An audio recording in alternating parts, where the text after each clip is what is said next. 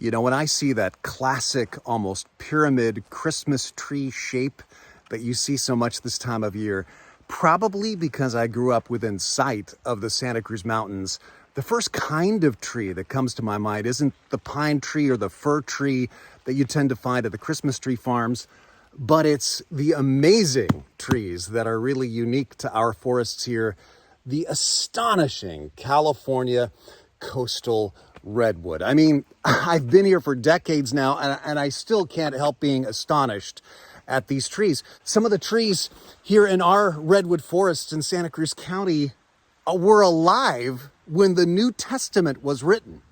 Now, one of the really cool things about the redwood trees, as you probably know, is they have a ring inside for each year of their existence. And if you cut the tree, you'll see these rings are telling a story of drought, a story of fire.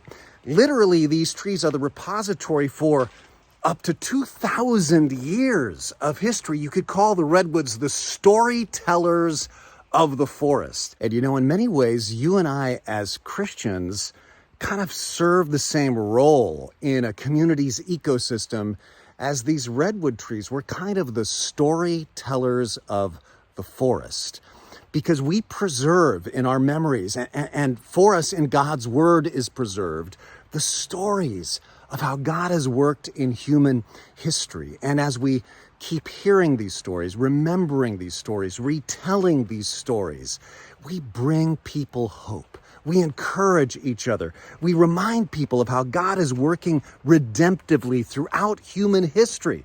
For example, at Christmas time, you know, it's funny to me. I hear pastors sometimes saying, I hate Christmas because I got to tell the same 4 stories over and over and over again. Honestly, I love it. I love the repetition, first of all. And second, I love those stories. Who does not love the story of, the angel appearing to Mary saying, remember, nothing is impossible with God. How about the story I'm telling this weekend? Zechariah and Elizabeth, and the angel saying, God has heard your prayers. They are being answered at the appointed time. So many good things in those stories. So let's rededicate ourselves this Christmas to retelling those great old stories. Let's not get tired of them. Those stories need to be told. They need to be heard. So I hope you join us this weekend, Saturday at 6, Sunday at 9 and 11, to hear and to learn and to retell those stories. Another cool thing we're having this weekend is the kids choir. Another really cool thing we're having this weekend is we are going to announce the totals for the second Harvest Food Drive. Guess what?